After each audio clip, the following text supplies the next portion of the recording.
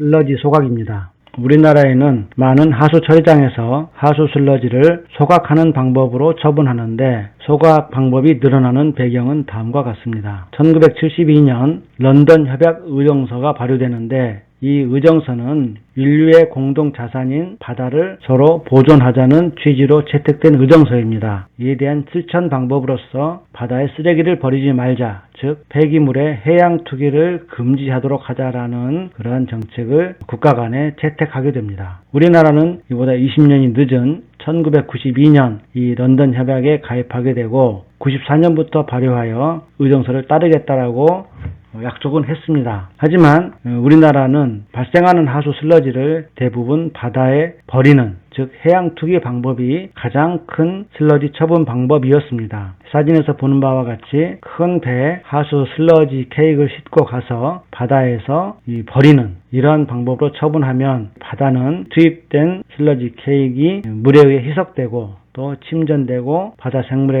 의해서 자연스럽게 분해되는 과정으로 처분하였는데 발생량이 늘어날수록 바다의 오염은 점점 더 심각해지고 가중된다는 문제점이 있습니다. 2013년에 우리나라도 이제 런던 협약 의정서를 이행하겠다라고 선언을 하면서 특히 이 하수 슬러지를 바다에 더 이상 버리지 않겠다라는 금지 선언을 하게 됩니다. 슬러지를 처분하는 또 하나의 방법은 땅에 묻는 것입니다. 이른바 매립인데 매립장에 슬러지 케이크를 싣고 가서 묻고 흙으로 덮는 방법으로 처분하는 방법이 있습니다. 도시 쓰레기와 더불어 유기성분이 매립되면 이 유기성분들은 매립장 안에서 혐기성으로 분해하게 됩니다. 그래서 메탄가스나 여러가지 악취를 유발하는 가스를 많이 만들어냅니다. 또 이 매립장에 비가 오게 되면 들어오는 빗물이 분해되는 이 유기물질과 섞여서 나오게 되는데 이를 침출수라고 말을 합니다. 침출수는 분해되는 유기물이 고농도로 혐기성으로 분해되는 과정에 있는 물로서 매우 악취가 심하고 또 오염도가 높아서 침출수가 유출될 경우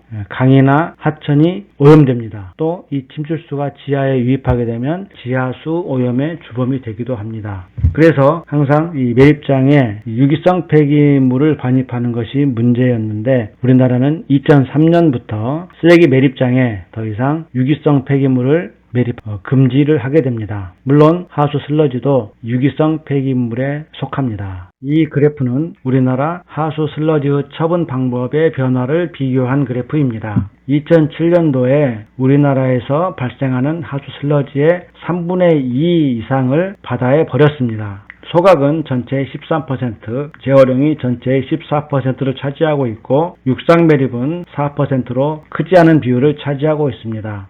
육상 매립 금지 조치가 2003년에 발효되었으므로 2003년 이후에 유기성 폐기물의 직매립이 금지되면서 크게 줄어든 것이 특징입니다. 10년이 지난 2017년에는 처분 방법이 크게 변화가 되는데 가장 먼저 눈에 띈 변화로는 더 이상 해양 투기를 하지 않는다는 뜻입니다. 매립은 종래의 4%에서 15%로 증가하였는데 그 이유는 소각시설이나 기타 재활용 시설을 갖추지 못한 중소규모 하수 처리 시설에서 슬러지를 고화 처리하면 슬러지를 매립장에 반입하여 복토제로 사용할 수 있도록 허락하였기 때문입니다. 소각은 소각시설의 증설로 늘어나긴 하였으나 이 기간 동안 크게 증가하진 않았습니다. 그 대신 연료화, 비료화, 기타 재활용 등 슬러지의 재활용이 10년 전에 비해 크게 증가한 것이 특징입니다. 슬러지를 직접 매립하는 것보다 슬러지를 먼저 소각 처리한 후 소각 후 남은 잔재만 매립하게 되면 그만큼 처분량이 줄어들므로 매립장을 오래 쓸 수 있는 장점이 있습니다. 또 이 연소 과정에서 유기물질이 모두 산화되어 기화하므로 그만큼 안정화된 재를 매립하면 매립장에서 더 이상 분해가 일어나지 않아 매립장도 안정화된 운영을 할 수 있습니다. 우리나라에는 현재 76개의 슬러지 전용 소각장이 있습니다. 가장 큰 것은 경기도 부천시에 있고 가장 작은 것은 경남 사천시에 있는 하루 60kg 소각 용량의 슬러지 소각장이 있습니다.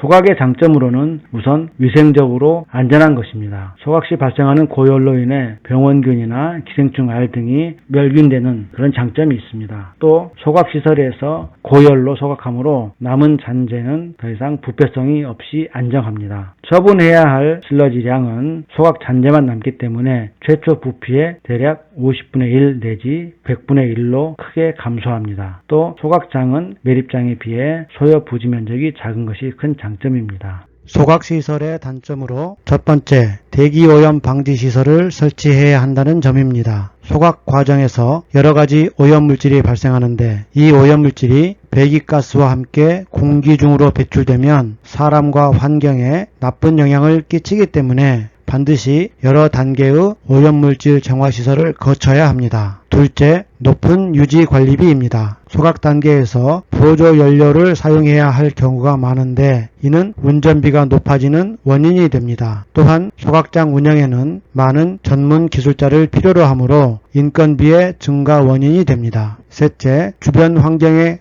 악영향을 미치는 점입니다. 악취, 분진 등의 발생 가능성이 있기 때문에 주변 시민들은 소각장을 설치, 운영하는 것을 달가워하지 않습니다. 그래서 소각시설의 입지 선정 단계에서부터 주민과 마찰을 빚는 경우가 많이 있습니다.